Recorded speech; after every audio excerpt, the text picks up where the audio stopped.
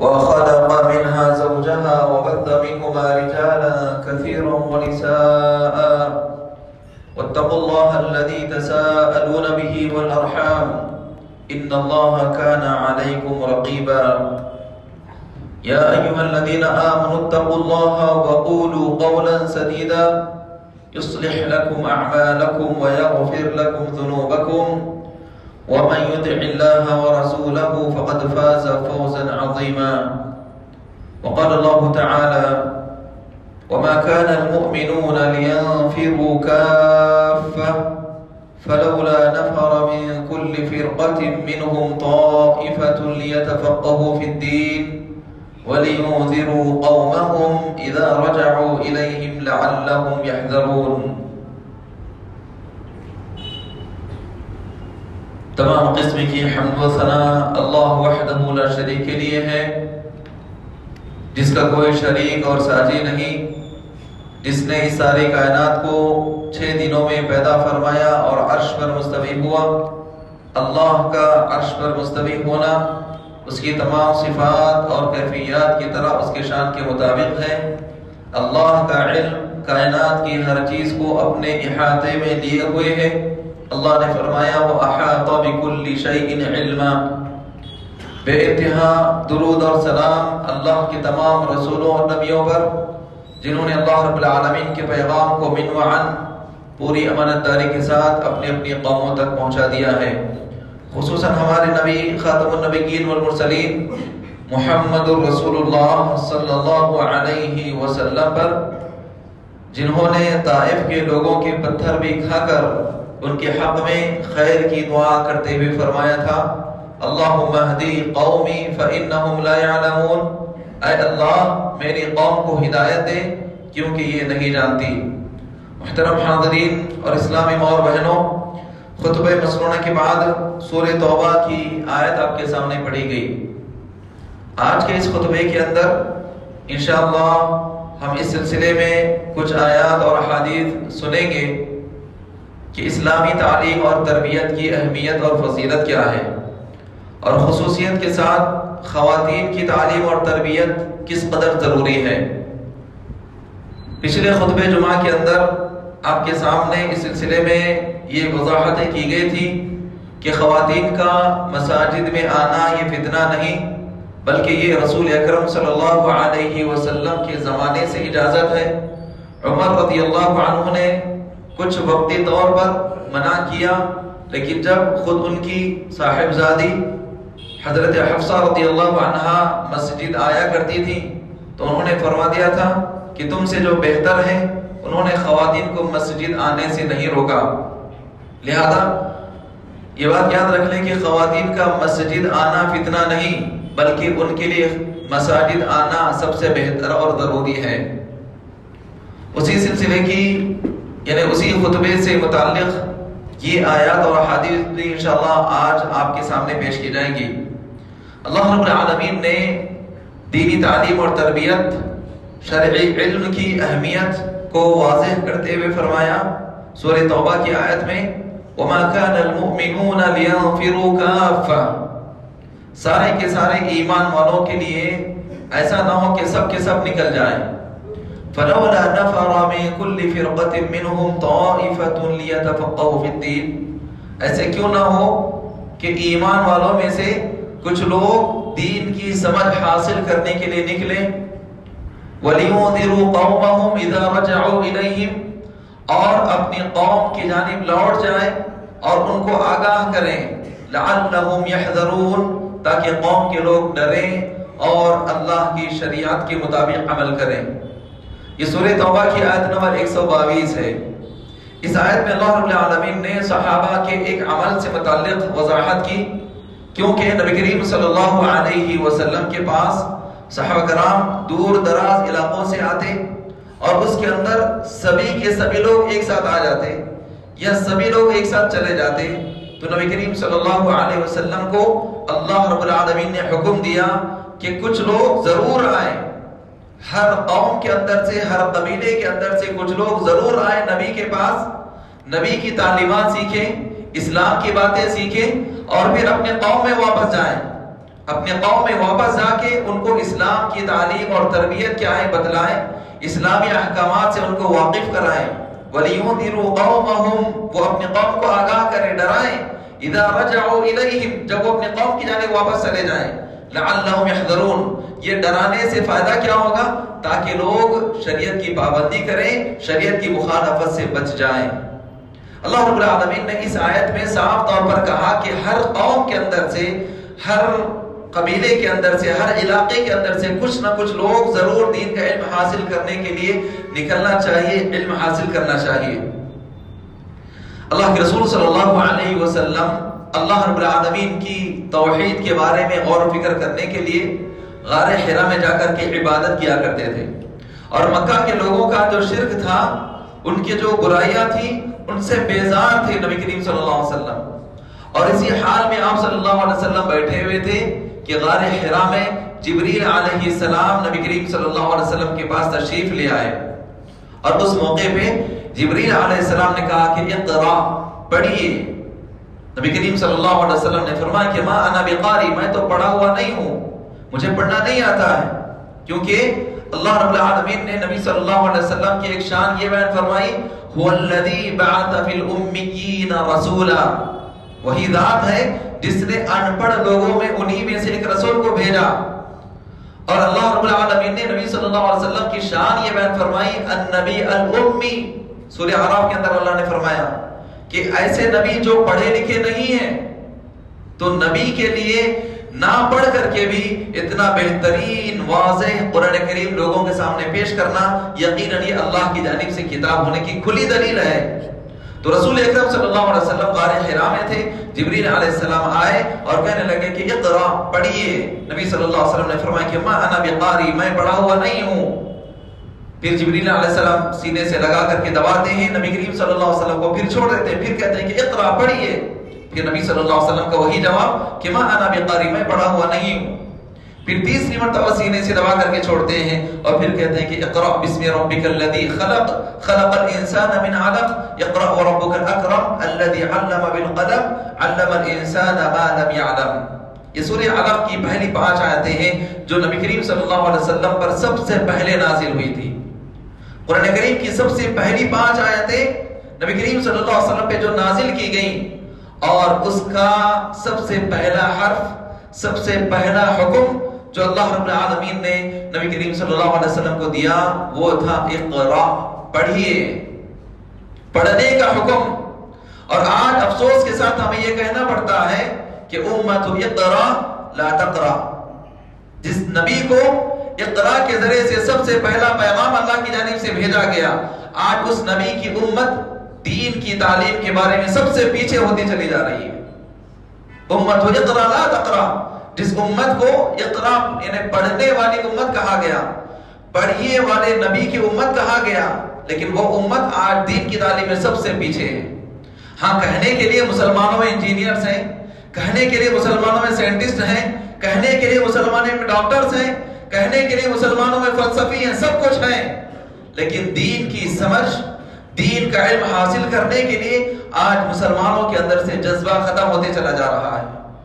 یہ جذبہ ضروری ہے، دین کی تعلیم حاصل کرنا ہر مسلمان کے لیے ضروری ہے۔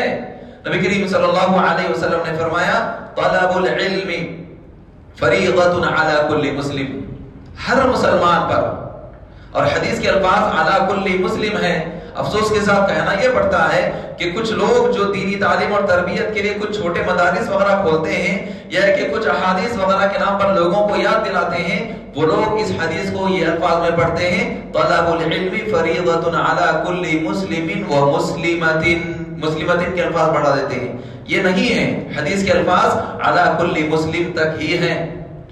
حدیث کا مطلب کیا ہے کہ ہر مسلمان پر، ہر مسلمان پر، چاہے وہ مسلمان عورت ہو یا مرد ہو، ہر مسلمان کے لفظ میں علی کل مسلم، کل مسلم، ہر مسلمان، تو اس کے اندر مرد اور عورت سب شامل ہیں۔ تو رسول اکرم صلی اللہ علیہ وسلم نے فرمایا کہ ہر مسلمان پر، چاہے وہ مرد ہو یا عورت، علم کا حاصل کرنا ضروری ہے، فرض ہے۔ آج علم سے مراد ہم لوگ کیا لیتے ہیں؟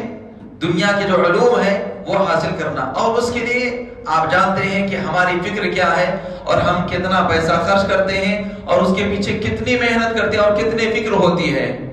دین کی تعلیم کے لیے، قرآن کی تعلیم حاصل کرنے کے لیے، شریعت کی تعلیم حاصل کرنے کے لیے، نبی کریم صلی اللہ علیہ وسلم کی احادیث سیکھنے کے لیے ہمارے پاس کوئی کوشش کرنا تو دور کی بات، سوچنے کے لیے بھی تیار نہیں ہیں ہم لوگ۔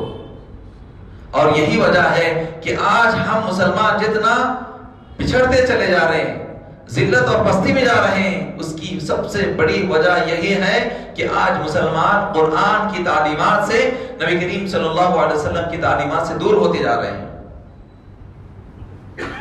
عمر فاروق رضی اللہ عنہ فرماتے ہیں کہ ہم سب سے ذلیل قوم تھے، فَأَعَزَّنَا اللَّهُ بِالْإِسْلَامِ، اللہ نے ہمیں اسلام کے ذریعے سے عزت بخشی ہے۔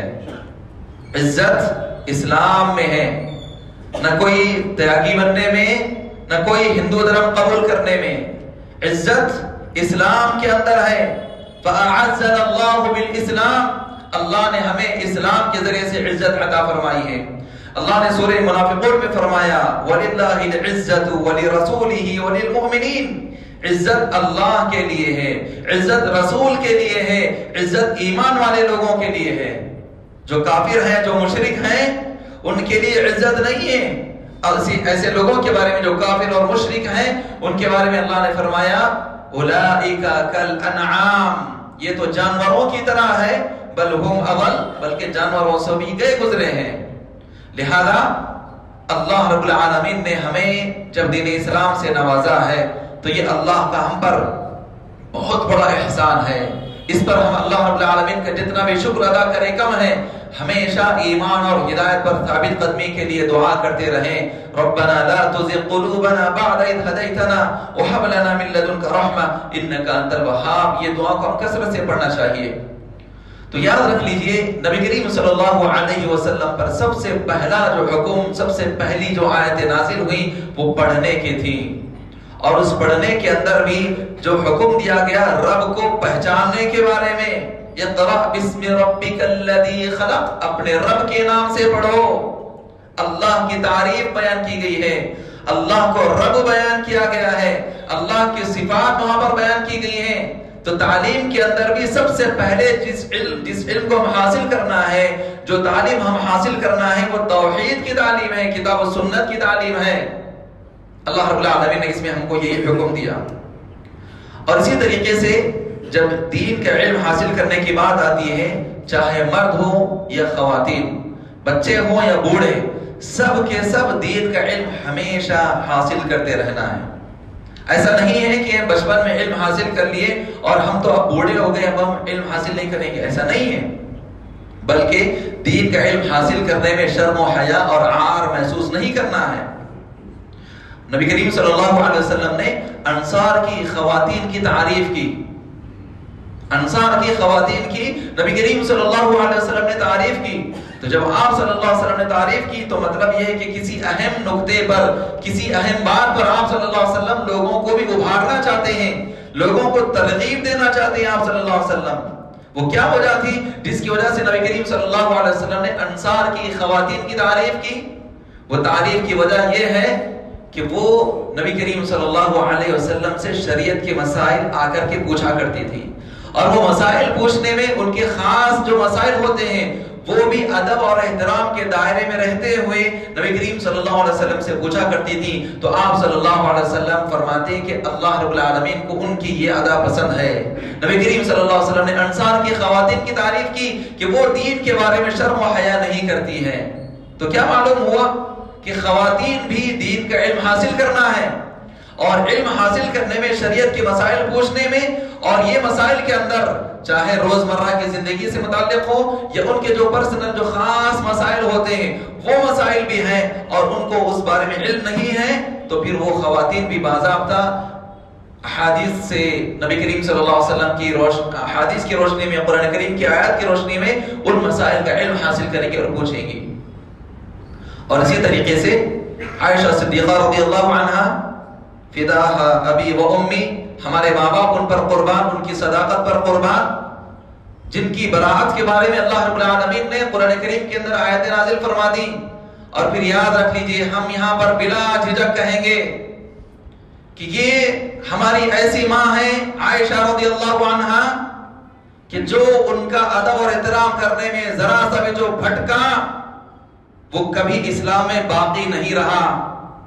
اور آج کے دنوں میں جو ملعون جو اسلام سے نکلنے کی بات کر رہا ہے، ہم تو یہ کہتے ہیں کہ وہ اسلام سے نہیں نکلا بلکہ وہ تو پہلے ہی اسلام سے نکلا ہوا تھا، دوسرے جگہ تھا، وہ اپنے مقام کو بدل لیا ہے، رافضیت سے دوسری جگہ چلا گیا ہے، وہ اسلام سے نہیں نکلا ہے. اس نے سب سے پہلے عائشہ رضی اللہ عنہا کے بارے میں گستاخی کی تھی، اور پھر اس کا نتیجہ دیکھ لیجئے، آگے بڑھ کر کے اس نے اللہ کے بارے میں گستاخی کی، قرآن کے بارے میں گستاخی کی، پیارے نبی کریم صلی اللہ علیہ وسلم کے بارے میں گستاخی کی. اس کا نتیجہ یہ ہوا کہ اللہ نے اس کے دل سے ہی اسلام کو اور اسلام کی تعلیمات کو نکال دیا. اور وہ خود اپنی زبان سے کہہ رہا ہے کہ مجھے مرنے کے بعد آگ کی عذاب، آگ کی سزا نہیں بلکہ دنیا میں بھی مجھے سزا دو. اسی لیے اس نے وصیت بھی کر دی کہ مجھے مرنے کے بعد جلایا جائے. تو یہاں پر یہ کہنا چاہتا ہوں کہ جو عائشہ رضی اللہ عنہا کی شان میں گستاخی کرتے ہیں، امہات المؤمنین میں سے کسی کی گستاخی کرتے ہیں، وہ دنیا کے اندر کبھی عزت کی زندگی نہیں گزار سکتے. اللہ ان کو ذلیل کر کے مارتا ہے، اور یقیناً یہ ملعون بھی ایسے ہی مرے گا، سب سے بری موت مرے گا.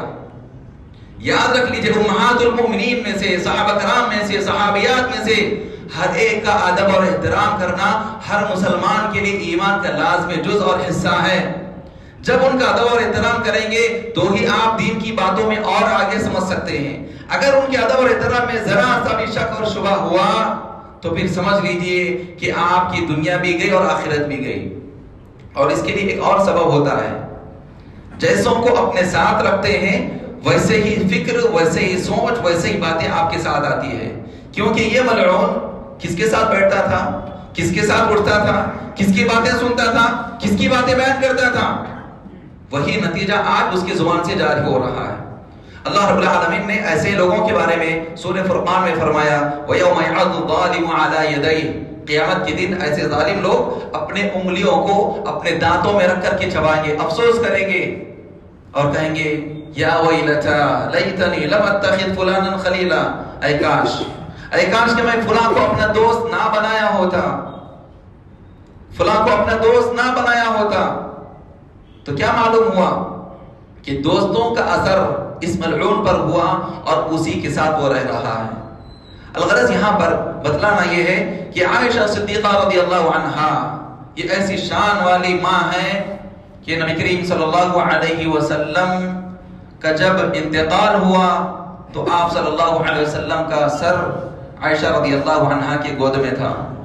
اور عائشہ رضی اللہ عنہا بیان فرماتی ہیں کہ دیگر صحابیات میں، دیگر ازواج مطہرات میں مجھے یہ شان ہے کہ نبی کا جب انتقال ہوا تو نبی کا سر میرے گود میں تھا، اور انہی کے حجرے میں نبی کریم صلی اللہ علیہ وسلم کی تدفین عمل میں آئی. یہ عائشہ صدیقہ رضی اللہ عنہا نبی کریم صلی اللہ علیہ وسلم سے مسائل پوچھا کرتی، نبی کریم صلی اللہ علیہ وسلم سے دین کی تعلیمات حاصل کیا کرتی، اور خواتین کے اندر وہ باتیں بیان کیا کرتی جو اللہ کے رسول صلی اللہ علیہ وسلم عائشہ رضی اللہ عنہ سے بیان فرماتے. اللہ رب العالمین نے ان امہات المؤمنین سے کہا وَاذْكُرْنَ مَا يُتْلَى فِي بُيُوتِكُنَّ مِنْ آيَاتِ اللَّهِ وَالْحِكْمَةِ، وَاذْكُرْنَ، ذکر کرو، بیان کرو وہ باتیں جو اللہ کی باتیں تمہیں گھر میں سکھلائی جاتی ہیں. اللہ نے امہات المؤمنین کو حکم دیا. اسی لیے آپ دیکھیں عائشہ صدیقہ رضی اللہ عنہا سے بہت ساری احادیث مروی ہیں، اور ان میں وہ احادیث بھی ہیں کہ ایک عورت اپنے شوہر کے ساتھ کیسے رہنا، اور ایک شوہر اپنے بیوی کے ساتھ کیسے رہنا، گھر کے اندر شوہر کیسے رہے گا، بیوی کیسے رہے گی، ماں ہے تو کیسے رہنا. یہ تمام تربیت سے متعلق احادیث عائشہ رضی اللہ عنہا سے ہمیں ملتی ہیں.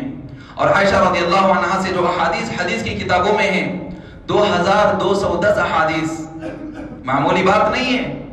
2210 احادیث عائشہ صدیقہ رضی اللہ عنہا سے مروی ہیں، اتنی تعلیم اور تربیت والی.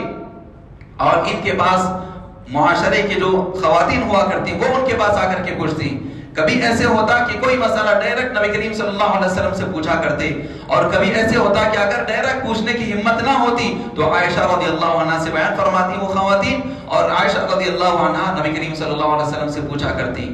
یہاں پر یہ تمام تفصیلات اور ان کی صداقت اور ان کی پاک دامنی اور ان کی فضیلت کیوں بیان کی جا رہی ہے؟ خواتین کے بارے میں بتلانا ہے کہ خواتین کے اندر علم کا شوق، دین کا جذبہ ہونا چاہیے۔ کیوں؟ الام مدرسہ، الام مدرسہ، اذا علمتها فقد علمت العالم كله۔ ماں ایک مدرسہ، ایک اسکول ہے، جب اس اسکول کو، اس مدرسے کو تم نے دین کا علم دے دیا تو گویا تم نے پوری دنیا کو علم دے دیا ہے، کیونکہ ہر ایک کی تعلیم اور تربیت بچپن ہی سے ہوتی ہے۔ اسی لیے آپ دیکھ لیجئے جتنے بھی بڑے بڑے بہادر گزرے ہیں، جتنے بھی بڑے بڑے جرنیل گزرے ہیں، سب کی مائیں ان کو بچپن ہی سے تعلیم دیا کرتی۔ آج عورتوں کی تعلیم اور تربیت نہ ہونے کی وجہ سے بچوں کو کیا کر رہے ہیں؟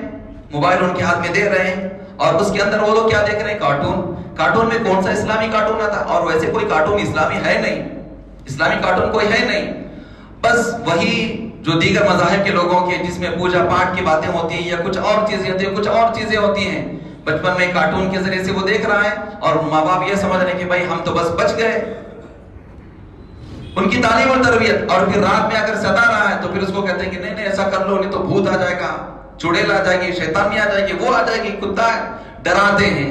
یہ ڈرپوک بنانے کی وجہ سے آج آپ دیکھ لیں کسی بھی مسلمان بچے کے اندر ہمت وغیرہ بچپن سے نہیں رہتی۔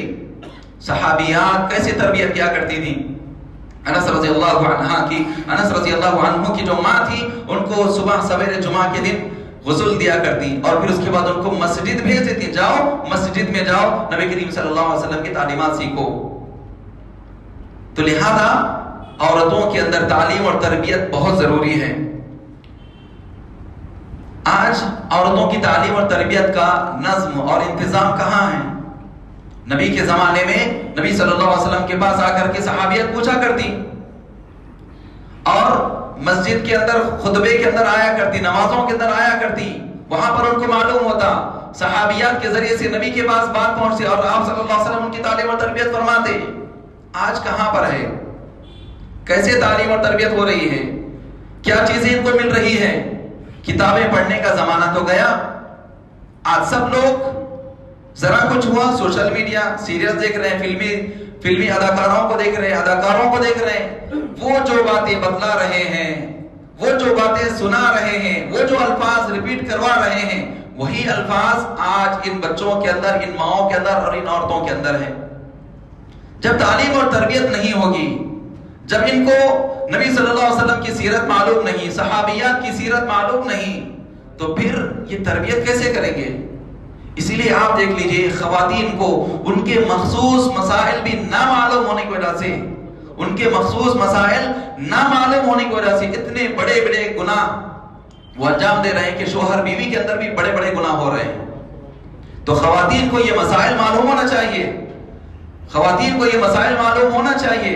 لہذا ان سب کے لیے ضروری ہے کہ کتابیں پڑھیں، وہ کتابیں جو قرآن کی تشریحات ہیں، وہ کتابیں جو رسول اکرم صلی اللہ علیہ وسلم کی صحیح احادیث ہمارے سامنے بیان کرنے والی ہیں۔ اور خواتین کے لیے ایسے موقع پر اور سب کے لیے ہم یہی کہیں گے کہ آپ کم از کم نبی کریم صلی اللہ علیہ وسلم کی سیرت ایک مرتبہ مکمل پڑھیے۔ سب سے پہلے نبی کریم صلی اللہ علیہ وسلم کی سیرت پڑھیے۔ آپ کو انگریزی آتی ہے تو انگریزی میں پڑھیے، اردو آتی ہے تو اردو میں پڑھیے، جو زبان میں چاہیے آپ کو الحمدللہ کتابیں ملتی ہیں، کتابیں پڑھیے۔ اور پھر اس کے بعد آپ دیکھیں گے کہ خود بخود آپ کے ذہنوں میں سمجھیے 1000 قسم کے شک اور شبہے ہیں، مسائل پوچھنا ہے، تو ان تمام کا حل آپ کو کتابوں کے اندر ملے گا۔ آپ سوچ نہیں سکتے، سمجھ نہیں سکتے کہ اس کا جواب بھی کتاب میں پہلے سے موجود ہے۔ واقعہ کچھ اور ہوتا ہے، ہو سکتا ہے آپ جنگ بدر پڑھ رہے ہوں گے، آپ کو کوئی اور ڈاؤٹ تھا، کوئی اور شک اور شبہ تھا، یا کہ آپ کو کوئی سوال تھا، لیکن اس سوال کا جواب آپ کو وہ واقعہ پڑھنے کے اندر مل جاتا ہے۔ حالانکہ وہاں پر کسی ایک صحابی کی فضیلت بیان کی جا رہی ہوتی ہے، لیکن وہاں پر آپ کو کسی اور شک اور شبہ کا جواب مل جاتا ہے۔ لہذا کتابیں پڑھیے۔ اور خواتین کے لیے صحابیات کی سیرت پڑھنا، خواتین کے لیے ضروری ہے کہ وہ صحابیات کی امہات المومنین کی سیرت پڑھیں، اور اس سلسلے میں اسحاق بٹھی جو پاکستان کے ہیں، ان کی ایک کتاب ہے اسلام کی بیٹیاں، یہ اردو میں ہے. اس کتاب کو لے کر کے ہر خاتون، ہر لڑکی پڑھے، یقیناً بہترین کتاب ہے. اس سے جب ان کی سیرت پڑھیں گے تو معلوم ہوگا کہ دین پر کیسے عمل کیا جاتا ہے اور اپنے بچوں کی تعلیم اور تربیت کیسے کی جاتی ہے. لہذا یاد رکھیں کہ آج عورتوں کی تعلیم اور تربیت نہ ہونے کی وجہ سے جتنی بھی برائیاں معاشرے کے اندر اور جتنے بھی اوباش قسم کے لڑکے اور بچے ہم کو نظر آ رہے ہیں، یہ سب ماں باپ کی تربیت نہ ہونے کا نتیجہ ہے. ماں باپ کی تربیت ہو تو یہ اولاد صحیح تربیت پائیں گے، ماں باپ کی تربیت نہ ہو تو پھر یہ اولاد بھی بگڑ جائے گی. لہذا ہم سب کے لیے ضروری ہے کہ معاشرے کے اندر جتنی بھی برائیاں پنپ رہی ہیں ان کو دور کرنے کا حل یہی ہے، اور اس کی شروعات اور اس کی ابتدا یہی ہے کہ خواتین کی تعلیم اور تربیت پر بہت زیادہ زور دیا جائے. اور معلوم ہونا چاہیے کہ نبی کریم صلی اللہ علیہ وسلم صرف مردوں ہی کو نصیحت نہیں کیا کرتے، بلکہ آپ صلی اللہ علیہ وسلم خواتین کے لیے بھی خصوصی طور پر ایک دن مقرر فرماتے. جیسا کہ عائشہ رضی اللہ عنہ بیان فرماتی ہیں کہ نبی کریم صلی اللہ علیہ وسلم 8 دن میں ایک مرتبہ، چاہے تو چہارشوں میں ایک دن یا جمعرات کے دن، نبی کریم صلی اللہ علیہ وسلم خواتین کو خصوصی نصیحت فرماتے، عصر کے بعد خصوصی نصیحت فرماتے. اور وہ نصیحت کرنے کے اندر یتخول النساء، نبی کریم صلی اللہ علیہ وسلم خواتین کا بھی خیال کرتے، یعنی لمبی نصیحتیں نہیں بلکہ مختصر. آج کچھ نصیحتیں کی بس چھوڑ دیے، مختصر نصیحتیں کرتے تاکہ وہ ان کی تعلیم اور تربیت کے لیے بہتر اور مناسب ہوں. لہذا آپ صلی اللہ علیہ وسلم جب یہ کیا کرتے تھے تو آج کیا ہو گیا کہ خواتین کے اندر بھی دین کی باتیں سیکھنے کا جذبہ نہیں اور ان کو سکھانے کے لیے کوئی تیار بھی نہیں. اور اس کا سب سے بڑا سبب یہ ہے، ایک ہی بات ہے، خواتین کا مسجد میں آنا فتنہ. یہ فتویٰ اتنا مشہور کر دیا گیا، نہ جانے کس ان پڑھ نے اور کس ناسمجھ نے یہ فتویٰ جاری کیا، جو احادیث کو نہیں سمجھے، جو نبی کریم صلی اللہ علیہ وسلم کی احادیث کو نہیں سمجھے، جو قرآن کے مقصد کو نہیں سمجھے، یہ فتویٰ جاری کر دیے کہ خواتین کا مسجد میں آنا فتنہ. حالانکہ مسجد کے بارے میں نبی کریم صلی اللہ علیہ وسلم نے کیا فرمایا؟ خیر بقاع الارض مساجد اللہ، زمین کے اندر سب سے بہترین مقامات مسجدیں ہیں، سب سے بہترین مقامات مسجدیں ہیں. وشر بقاع الارض اسواقها، اور سب سے بدترین مقامات بازار ہیں. یہ جتنے بھی فتوے دیتے ہیں کہ خواتین کا مسجد میں آنا فتنہ، آپ دیکھیں وہ مسجد آنے سے روک رہے ہیں، بازار جانے سے کوئی نہیں روکتا، نئی ڈیوٹی کرنے سے کوئی نہیں روکتا. اور بازار جانا تو دور کی بات، بلکہ بازاروں میں خواتین کو بٹھایا جاتا ہے کہ ان کو دیکھ کر کے، ان کے اٹریکشن کو دیکھ کر کے ان کے پاس گراہک آئے. جب فکر ایسی ہو، جو اپنی عورتوں کو بٹھاتے ہیں، اپنی بیٹیوں کو بٹھاتے ہیں کاروبار کے لیے، تو پھر خیر و برکت کہاں سے آئیں گی؟ پھر اوپر سے منہ لے کر کے کہتے ہیں کہ نہیں مسجد میں جانا فتنہ. مسجد میں کون ہے؟ کیا سکھلایا جاتا ہے؟ مسجد میں اللہ کی باتیں سکھلائی جاتی ہیں، مسجد میں نبی صلی اللہ علیہ وسلم کی تعلیمات بتلائی جاتی ہیں. بازار میں کون ہے؟ ان کے بھائی بیٹھے ہوئے ہیں، ان کے والد بیٹھے ہوئے ہیں، پورے ان کے محافظ بیٹھے ہوئے ہیں. مسجد میں غنڈے ڈاکو سب بیٹھے ہوئے ہیں، نعوذ باللہ. تو یہ فکر کو بدلنے کی ضرورت ہے، اور یہ فکر ایسے ہی نہیں بدلے گی، بلکہ اس کے لیے ہمیں عملی اقدامات کرنا پڑے گا. عملی اقدامات. اور جتنے بھی جیسے کہ نیوز پیپرز میں آتا ہے کہ فلاں لڑکی فلاں کے ساتھ بھاگ گئی، فلاں لڑکا فلاں کے ساتھ بھاگ گیا، یہ سب کا حل ایک ہی ہے کہ خواتین کی تعلیم اور تربیت کا انتظام کیا جائے، ان کو صحیح باتیں بتلائی جائیں. اب خواتین کے لیے کیا باتیں ہیں؟ جیسا کہ پچھلے جمعہ میں نے کہا تھا کہ جتنی بھی برائیاں، رسم و رواج شروع ہوتے ہیں یہ خواتین کی جانب سے شروع ہوتے ہیں. ان کو آپ صحیح کر دیں، ان کی تربیت صحیح کر دیں تو پھر وہیں سے بات بن جاتی ہے. جیسے ایک مثال میں آپ کو دیتا ہوں، رات کے وقت جھاڑو وغیرہ نہیں دینا. کیوں نہیں دینا صاحب؟ تو بولتے ہیں کہ نہیں اس سے نحوست وغیرہ آتی. رات کے وقت ناخن وغیرہ نہیں کاٹنا. کیوں نہیں کاٹنا صاحب؟ نہیں اس سے کچھ نحوست آتی. پیر پہ پیر رکھ کے نہیں بیٹھنا. ایسا کیوں نہیں بیٹھنا صاحب؟ اس سے نحوست آتی. اور پھوٹا ہوا آئینہ اس میں نہیں دیکھنا. کیوں نہیں دیکھنا؟ تقدیر پھوٹ جاتی. یہ باتیں کون بولے؟ یہ سب شروعات خواتین کی جانب سے ہوتی ہیں. ان کو جب بتلایا جائے کہ اللہ رب العالمین نے ہمارے لیے تقدیر پہلے سے رکھ دی ہے، جب ضرورت پیش آئے آپ جھاڑو دے سکتے ہیں، جب ضرورت پیش آئے اپنے ناخن وغیرہ کاٹ سکتے ہیں آپ، جب اسلام کی باتیں ان کو معلوم ہو تو وہاں سے تربیت شروع ہوگی. لیکن جب ایک برائی بیان کرتے ہیں، ایک بدعت ہوتی ہے، تو پھر اس کے بعد پھر کچھ اور فکر آتی ہے، پھر کچھ اور فکر. اور شادیوں کے بارے میں جتنے بھی برائیاں رسم و رواج آج پائے جاتے ہیں، وہ سب میں سب سے زیادہ جو لوگ بات بیان کرتے ہیں نا کہ شادی ایک ہی مرتبہ کرتا ہے، اس لیے جیسے چاہے کرنے دو. یہ سارے مقولے، ساری باتیں جو بھی آ رہی ہیں کہاں سے؟ خواتین کی جانب سے. لہذا اصل بنیاد خواتین ہیں. اور اسی لیے عربی میں جملہ بھی ہے، النساء حبالۃ الشیاطین. خواتین شیطان کی رسیاں ہیں، ان کے ذریعے سے شیطان مردوں کو اپنی جانب کھینچتا ہے. اور جب یہ الفاظ میں بیان کر رہا ہوں تو خواتین یہاں پر ناراض نہ ہوں، بلکہ یہاں پر خواتین سے مراد وہ ہے جو شیطان کے بہکاوے میں آتے ہیں، لیکن جو شیطان کے بہکاوے سے بچ کر خود کی صحیح تعلیم اور تربیت کرتی ہیں، اپنی اولاد کی صحیح تعلیم اور تربیت کرتی ہیں، شوہر کے حقوق ادا کرتی ہیں، اپنے ماں باپ کے حقوق ادا کرتی ہیں، اپنے بیوی بچوں کے حقوق ادا کرتی ہیں، یقیناً وہ قابل تعریف ہیں. وہ قابل تعریف ہیں. اللہ رب العالمین کے لیے ان کے پاس مقام اور مرتبہ ہے. اور ایک مثال کے طور پہ ایک بات بیان کر دوں.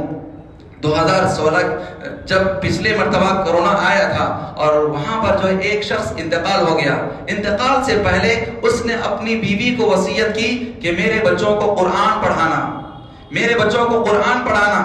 اور وہ عورت کے 7 بچے تھے، جس میں سے بیٹیاں بھی تھے اور بیٹے بھی تھے. حالانکہ وہ عورت غربت کے زمانے میں بہت ساری مشکلات اس کو پیش آئی. کیسی مبارک خاتون ہے وہ، اللہ اس کو جزائے خیر عطا فرمائے، اجر عظیم عطا فرمائے. وہ اپنے شوہر کی وصیت پر عمل کرتے ہوئے 1 یا 2 سال کے اندر اپنے سارے 7 بچوں کو حافظ قرآن بنایا. اس نے وصیت، وہ عورت قرآن پڑھنا جانتی تھی، شوہر نے صرف اتنا وصیت کیا کہ تم میرے بچوں کو حافظ قرآن بنانا. تو جب عورتیں اگر ارادہ کر لیں کہ ہاں ہم قرآن کی آیتیں یاد کریں گے، احادیث یاد کریں گی، اپنے بچوں کی صحیح تعلیم اور تربیت کریں گے، یہ ارادہ کر لیں اور اس کے لیے برابر ایک نظم، ایک سسٹم بنا لیں، تو یقیناً یہ کام کر سکتی ہیں. اور اس کی شروعات آج ہی سے ہونا چاہیے. یعنی آپ اپنے گھر جانے کے بعد سے شروع کر دیجئے، اپنے بچوں کو قرآن کی باتیں سکھلائیے، نبی کریم صلی اللہ علیہ وسلم کی احادیث سکھلائیے. لہذا ہم سب لوگوں کو چاہیے کہ ہم دین کا علم ہم بھی حاصل کریں، خواتین کو بھی دین کا علم سکھلائیں. اللہ رب العالمین سے دعا ہے کہ اللہ تبارک و تعالی ہم تمام لوگوں کو کتاب و سنت کے مطابق عمل کی توفیق عطا فرما. اللہ تبارک و تعالی مسلمان جہاں پر بھی پریشان حال ہیں سب کی مدد فرما. اللہ تبارک و تعالی تریپورہ کے مسلمانوں کی مدد فرما. اللہ تبارک و تعالی جس طریقے کے فتنے آ رہے ہیں ہر قسم کے فتنوں سے ہماری بھی اور سارے مسلمانوں کی حفاظت فرما. اللہ تبارک و تعالی جن کا توحید پر انتقال ہوا ہے اپنے فضل و کرم سے سب کی مغفرت فرما دے، سب کو جنت الفردوس میں جگہ نصیب فرما. اللہ تبارک و تعالی جب تک ہمیں اس دنیا میں رکھ، ایمان اور اسلام کی حالت میں زندہ رکھ، اور جب ہمارا خاتمہ فرما تو ایمان اور اسلام کی حالت میں خاتمہ فرما. آمین. بارک اللہ لی ولکم ولسائر المسلمین من کل ذنب فاستغفروه انه هو الغفور الرحیم.